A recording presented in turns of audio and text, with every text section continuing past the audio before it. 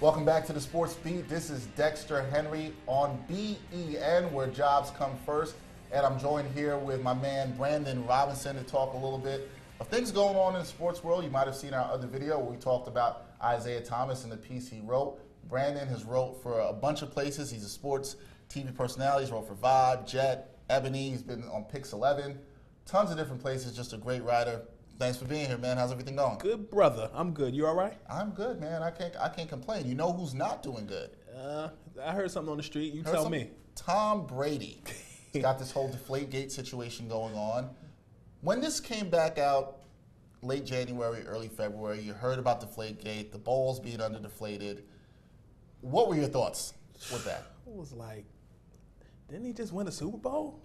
Wasn't he gonna win a Super Bowl? Right before. He was right about to win a Super Bowl. It's just like, you look at Tom Brady, you look at him as this all-American boy. He wears Uggs. I was gonna say lugs. He wears Uggs. He's married to Giselle. He's got the charmed life, and I'm not hating.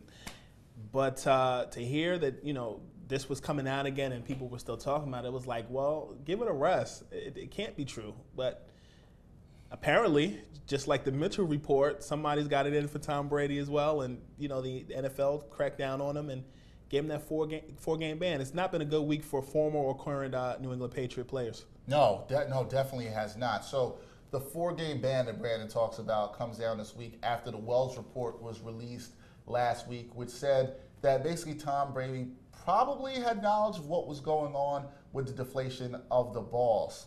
Probably had knowledge. Is that good enough to suspend somebody? Probably. That's like you heard a rumor on the street that your cousin baby mama's best friend told you. That's just like, what? He probably. I mean, did you see it? Did you're going by? You're hearing a lot about the trainers, and you're hearing about the text messages, and you're hearing. I mean, I'll tell you one thing. Tom Brady is very calm.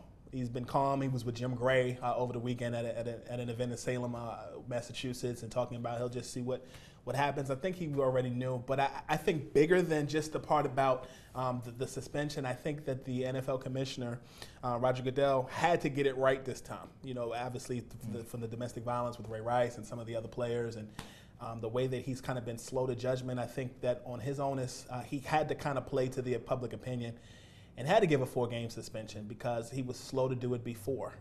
So I'm going to stop you right there for a second. Sure. But if we look at that, I agree with you that he might have probably played it off to the public opinion here. 2 games for Ray Rice after they said they didn't see the video of Ray Rice hitting his fiance at the time. Tom Brady, maybe not, might have just deflated some balls.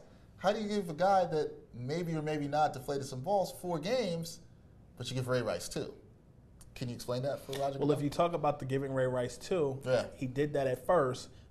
But again, going back to public opinion, when the video came out, you saw how he dropped the hammer down. And I think with the public opinion, okay, they won a Super Bowl, he was, great at what he did, and then you keep hearing it. It keeps coming out, and then the report comes out. It's like, well, Goodell, what are you going to do? I know he's this American boy. He looks good. Like, when are you going to drop the hammer? And I think it's kind of like, one of those things like when you graduate college, your mom tells you, when are you going to get a job? It's just like that with Tom Brady. When are you gonna suspend him? When are you gonna find him? And I think he, like I said, I'm sustaining to the point. I think he had to do something. But is this fair?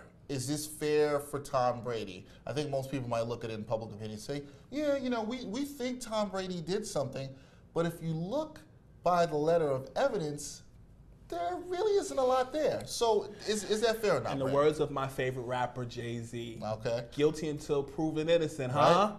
That's how we playing it? Right. He has the ability to appeal it. Mm-hmm. Do I think it's right without seeing it? No. Okay. Do I think that he had to do something to play the part? At the end of the day, somebody's got to always be the fall guy.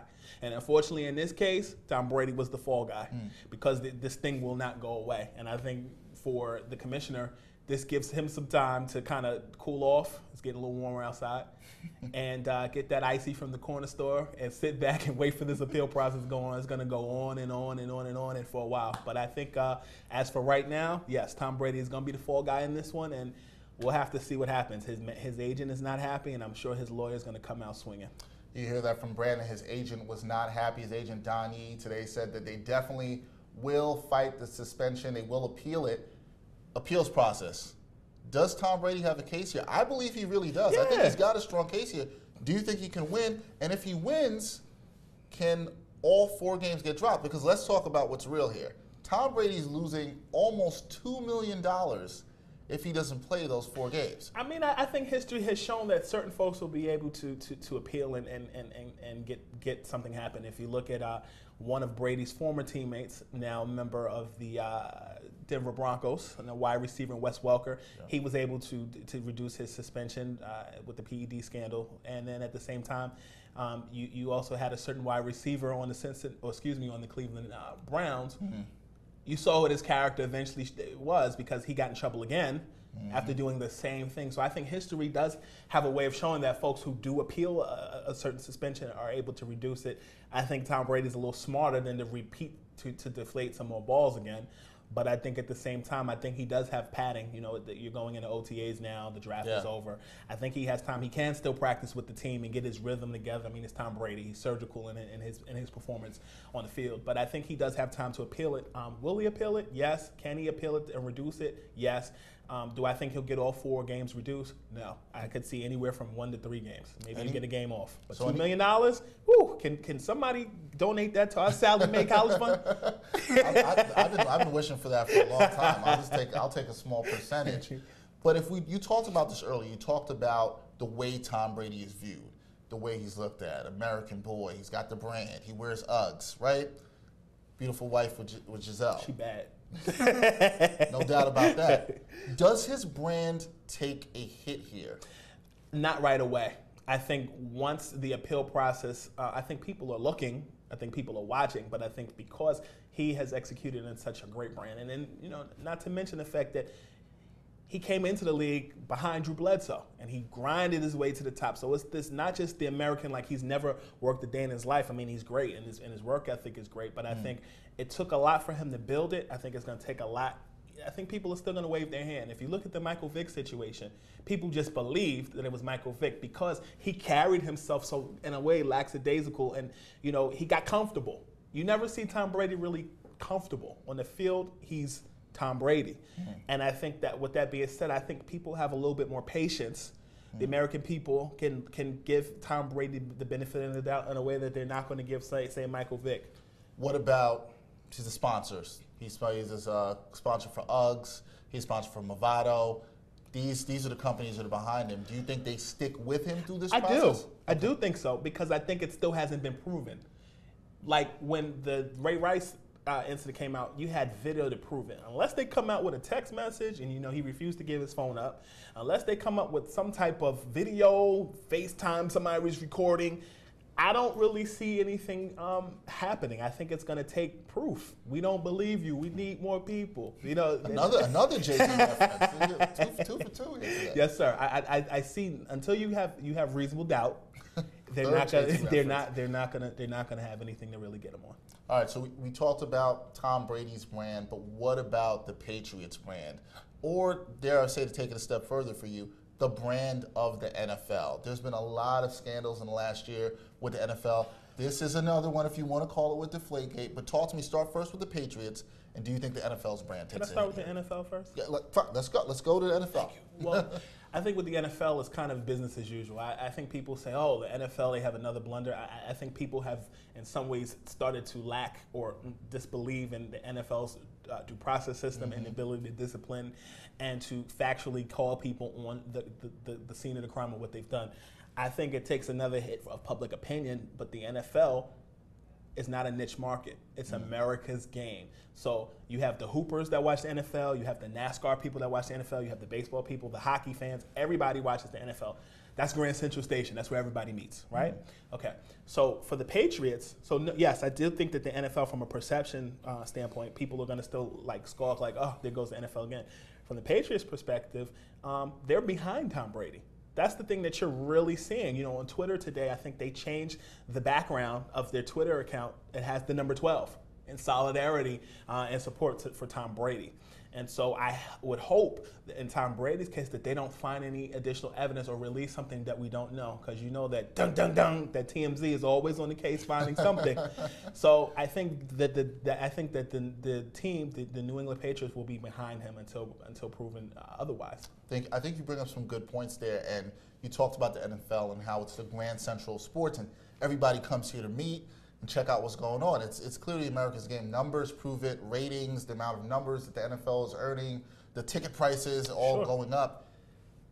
With the path that the NFL has been going on, and I don't want to blame the NFL, but with players and scandals and all the stuff that's come out, is there something that can derail the money train that is the NFL? Is there anything that can stop this, or is the NFL, are they indefensible? You just can't be stopped. What's going on? You talk about money train. We sending Wesley Snipes or Woody Harrelson to derail it.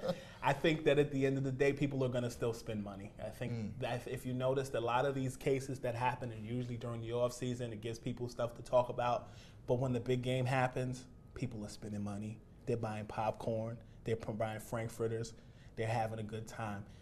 Do I think, oftentimes to go from when I talked about hoops, people stopped watching the NBA after Michael Jordan left, and then now you see people spending money again.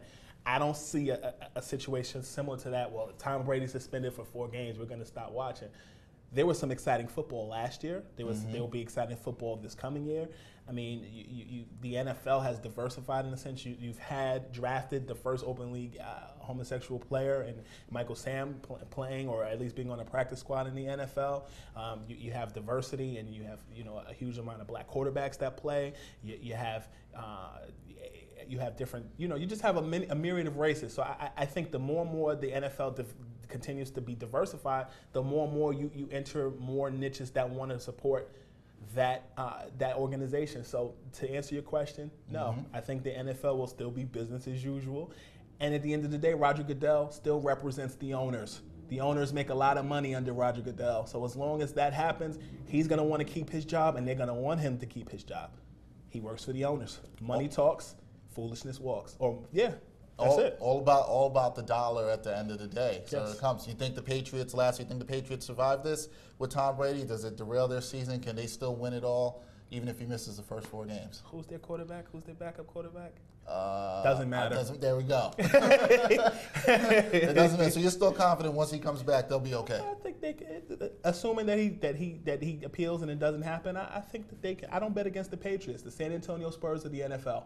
You don't bet against them. It's a good comparison. It'll be interesting to see what happens with the New England Patriots and this appeals process, whether Tom Brady will be able to reduce it. Brandon thinks it can get down anywhere from 1 to 3 games.